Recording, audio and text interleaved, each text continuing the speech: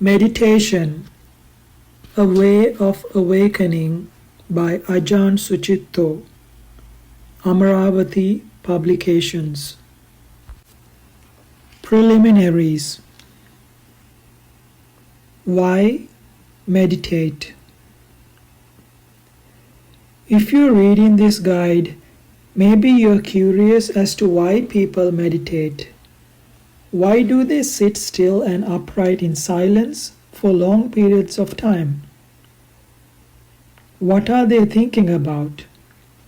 Is it some kind of religion? If so, what do they believe in? Well, it may be that some meditators are deliberately thinking along certain lines, and some may have profound faith in a God or a truth. But then again, it is possible to meditate without these. To put it simply, what it all boils down to is finding peace of mind within the mind itself. That the mind is the proper place for that search becomes evident when one acknowledges that, despite many technological, medical, and social developments, humanity is profoundly stressed and troubled. So, what are the roots of violence, selfishness, and mistrust? Why, when we have so much in one sense, do we experience alienation and depression? And how do joy and compassion arise? These are some of the vital questions for which meditation may help you to discover personal answers. What follows are guidelines on meditation that are in accordance with the teachings of the Buddha from some 2500 years ago. The timeless quality of these teachings is such that they encourage us to look into states of discontent and stress in order to understand and remove the causes. The accomplishment of this is called enlightenment, or otherwise known as awakening. However, with even preliminary steps along the path to awakening, a meditator can clear out a lot of stuff in the mind that causes anxiety, depression, stress, and limits his or her happiness and personal understandings. So the answer to why meditate is as obvious as why be happy. It's based on a natural interest in one's own welfare. Most of us at some time or another look to get an overview of our lives or of our mental, emotional states in order to find either a direction forward or a stable place within ourselves. Meditation exercises help us to do just this through the development of steady introspective attention, otherwise known as mindfulness, and clear comprehension, sati sampajanya in Pali. Mindfulness is a steady attention to a particular experience, while clear comprehension is the comprehension that can occur when this attention is steady. Clear comprehension fully attunes to the specific but changing character of sensation, feeling, mood, or thought. Taken together then, mindfulness, and clear comprehension offer a way of maintaining a direct view of one's inner life a moment at a time. This is Buddhist meditation. It offers us a way to get to know ourselves directly and in depth. Meditate on what? Most often, what Buddhist meditation focuses on are the senses and sensations of our bodies and the behavior and awareness of our minds, where we experience suffering or ease. Body and mind, the very basis of what we feel ourselves to be. Yet, although we know what the body and the mind can do, most of the time we only have a superficial understanding of their basic nature and how to support their well-being. Because of a lack of awareness, people damage their bodies through, for example, harmful sitting and working postures. And the mind gets swept up in and overwhelmed by sights, sounds, touches, thoughts and moods, especially by its emotions and thoughts. In the Buddhist sense of the word, mind is not just a thinking organ, rather its central aspect is awareness, a sensitivity that responds to thoughts and emotions.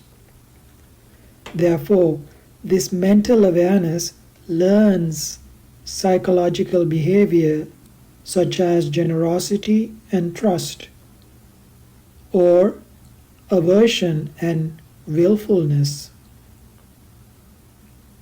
As a result, psychological tendencies and mental habits get established which mold our lives for good or for bad.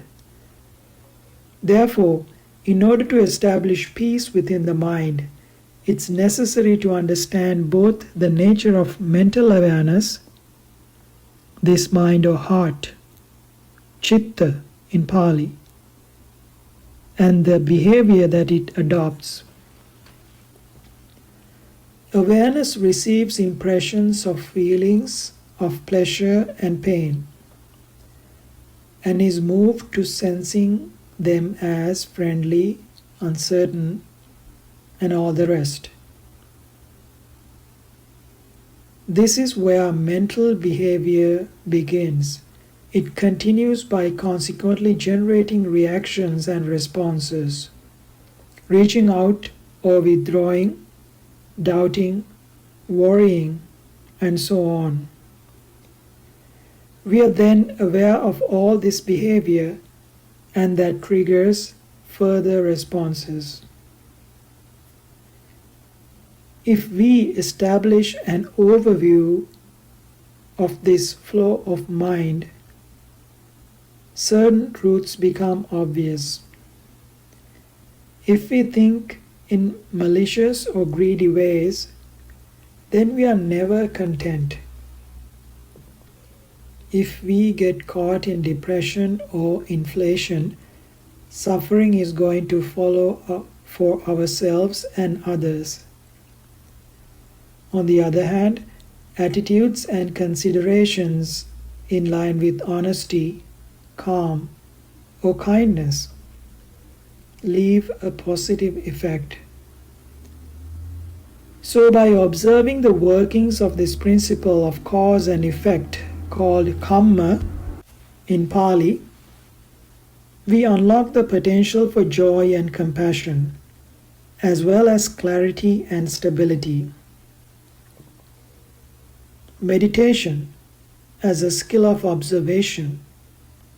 gives us the overview of the causes that our minds generate and their effects. As a healing response, it enables us to relinquish what harms us and to contact and bring forth what is good and enriching. There is nothing more essential to learn in order to live life well. To look at this in more detail, there are three areas in our mental behavior which leads to stress or harmony. Firstly, there are aims which, if they are confused or short-sighted, lead to harming ourselves or others. Careful reflection can help us realize that actions whose aims are violent, deceitful, or intoxicating are harmful to the sensitive nature of the mind. Acting on these tendencies makes us lose clarity and self-respect and weaken concern and respect for others. Yet people follow these inclinations because they don't reflect on the potential harm of these effects, or because they are in touch with more supportive values. Meditation gives us a good aim to be clear and attentive to what we are doing and how we are being affected in a moment-by-moment way.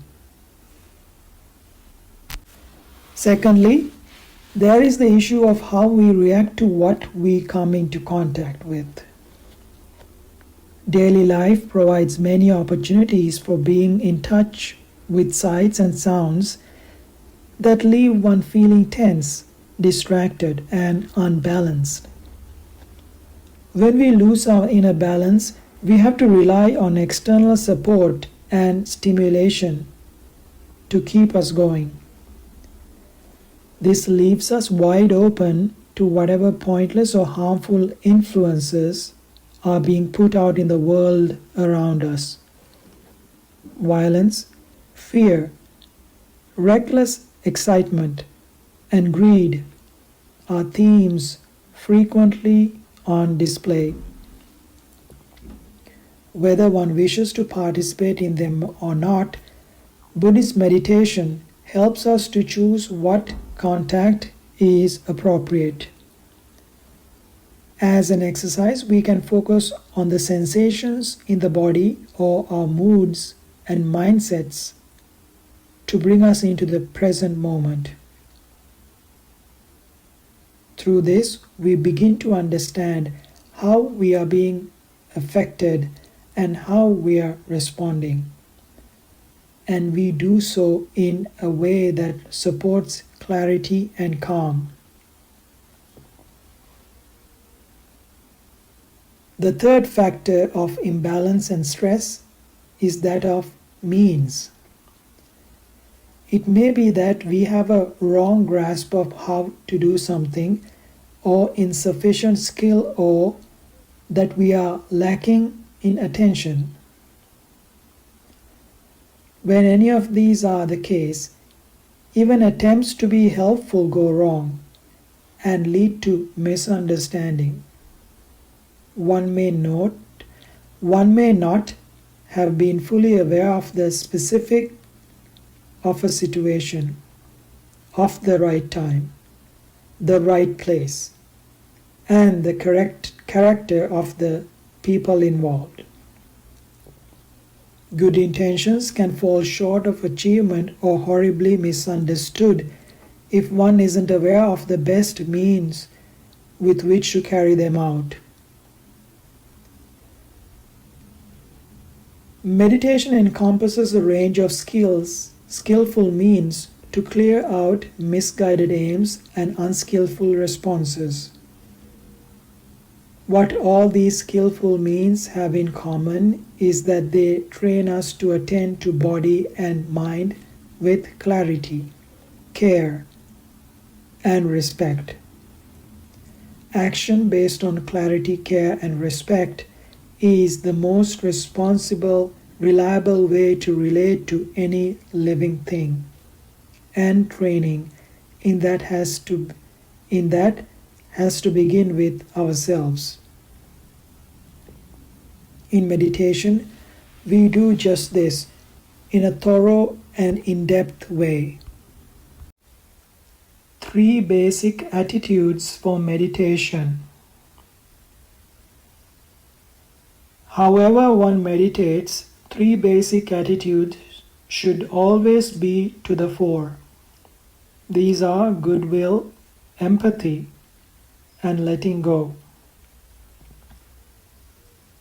The first 2 attitudes relax any ill will and harshness, and so relax and brighten the tone of the mind. Letting go means getting more free and spacious.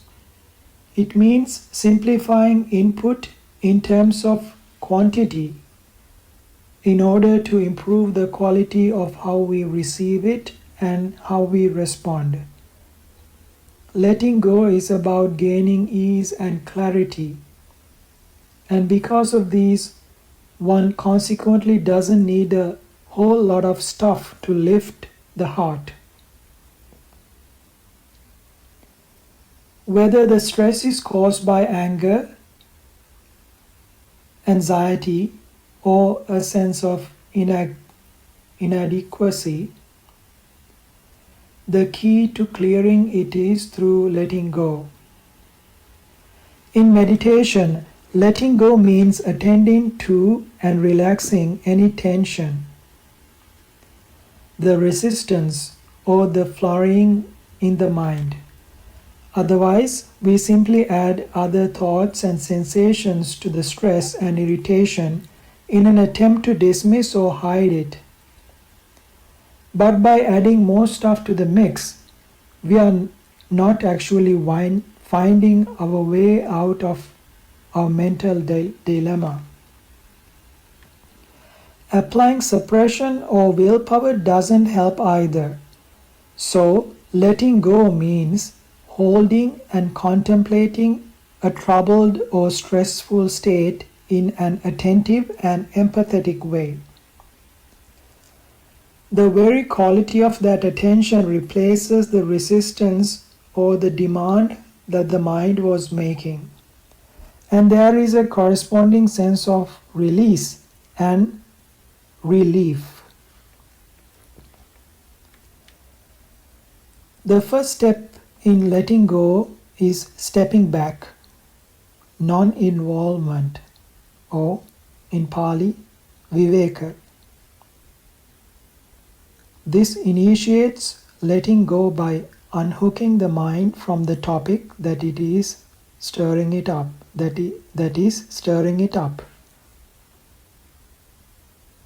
It's not a matter of avoiding or suppressing the topic, but of seeing it in a clear and spacious way.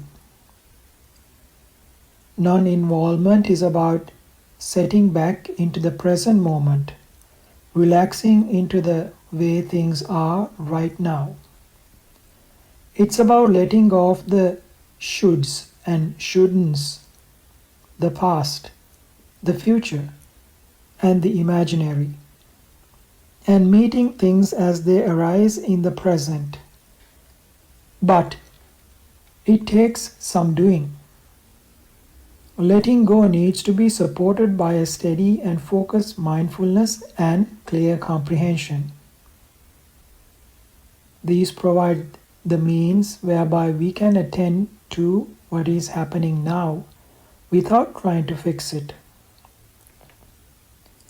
We learn to feel pleasure or pain as mental events rather than go into the reactions of irritation or grasping or whatever to such feelings. In this way, we check the feedback loop between behavior and awareness, so that the mind finds a calm and steady place in the midst of changing feelings. This is the result of letting go. Letting go is also about giving things time to shift and settle, and being patient with oneself. It's about not comparing yourself with others and letting go of self images. Letting go makes us more flexible and broad minded. It's grounded in the understanding that things change and that they can change for the better if we are attentive, mindful, and put aside distractions and negativity. As we are working on the basis of our behavior, meditation also pertains to how we relate to others. An aware reference to one's own body and mind requires and trains attention to be empathic.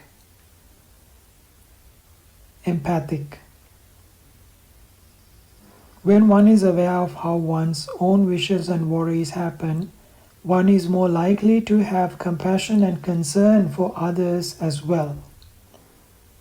Then, even if we witness acts of violence or events that can give rise to fear or despair, if we have right aim and skillful means, we can contemplate such things with a mind that does not get taken over by panicky or despondent reactions.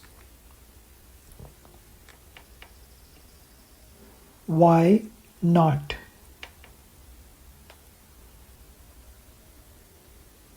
I'd always recommend that someone who wishes to develop meditation should seek the advice of like-minded friends and, where possible, an experienced and trusted teacher.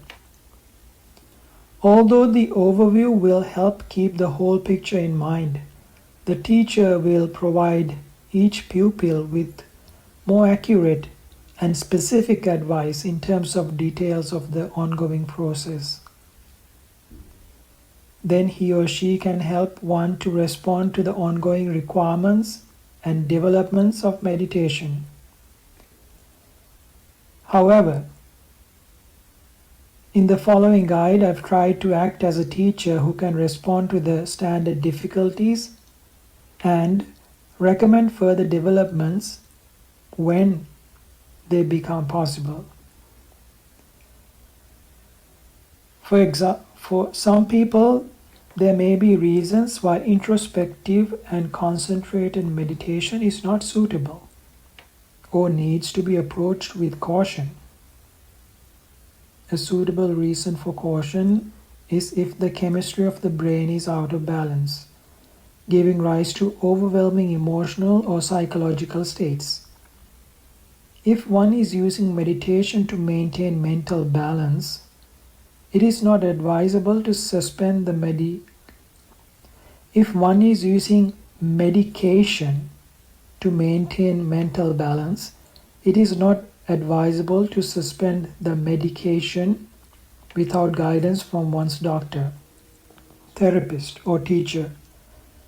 Still, even if one isn't able to practice extended meditation in long retreats, the practice of mindfulness and reflection can form the basis for an ethical and attuned life.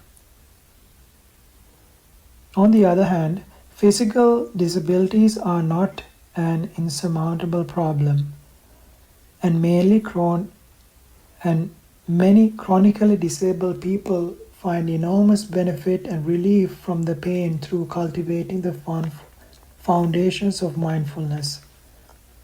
So, the first question to ask about developing mindfulness and clear comprehension is, why not? If you feel it's worth a try, then let's get started.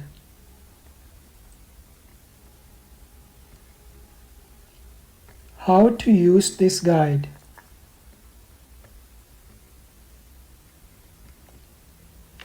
What follows is a series of texts. Most are just tools, step-by-step instructions. They are grouped into 3 parts, in a way that is approximately progressive. Of course, how exactly you progress depends on you.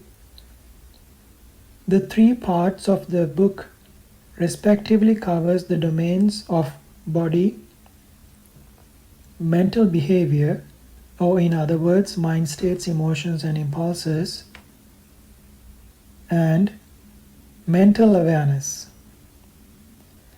In general, the advice would be to take on the practices in that order: body, mental behavior, and mental awareness. Although it isn't always essential to be completely proficient in every detail before moving on.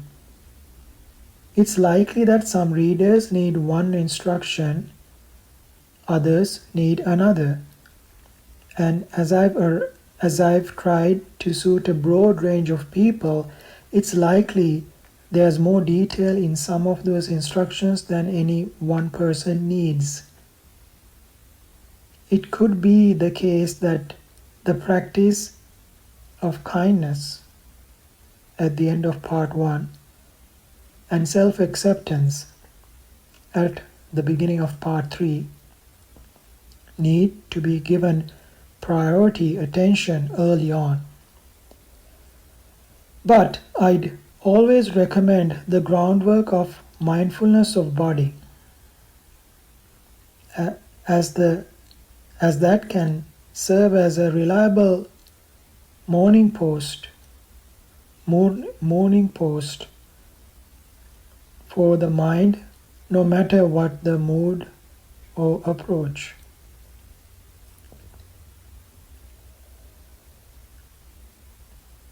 As I don't know you, I'd also add the note, it all depends. What use you make of these instructions depends on how your mind works, on what your strengths and needs are. As you experiment with what's offered, you'll get to find these for yourself. Each section simply lays out some instructions, then gives guidance on some of the common difficulties that you may experience in carrying out these instructions. I present the theme, such as mindfulness of walking, and few techniques. The techniques are variable, but the themes are the basis. Following on from the initial presentation come two alternatives. First, if this exercise really doesn't work for you, please be patient and take it slowly. Then, there may be something similar that is more suitable for you at this time. The other possibility, which may be accessible to you within a few weeks or may take many years, is to develop the exercise further. At this juncture, I have to say that you'll benefit, and only really benefit, from working steadily, repeatedly, and manageably at an exercise.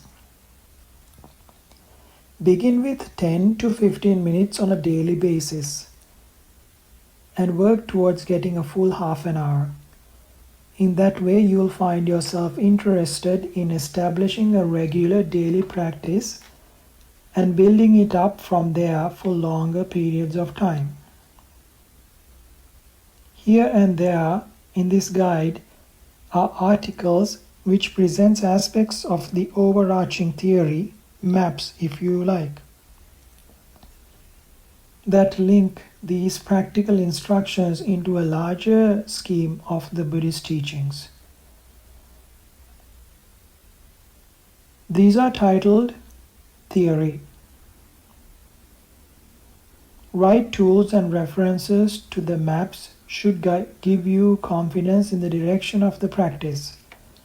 Furthermore, there are sections that look into the process of the practice. And these are titled in that way: process. The process refers to either the familiar difficulties that one has to pass through or the more rewarding aspects of the landscape of the mind that one may arrive at and find wisdom and confidence in. Both the positive and negative aspects of the landscape offer the same calming insight. None of this is yours alone. Others have come this way. Let whatever arises pass on in peace. By Ajahn Sucitto, Chitta Viveka 2011. Postscript. For those of you who are interested in the sayings of the Buddha, I have added relevant quotes here at the head of some sections. These are extracted from numerical discourses, long discourses, Dhammapada, middle and discourses, connected discourses, and the Sutta Nipata from the Pali Canon.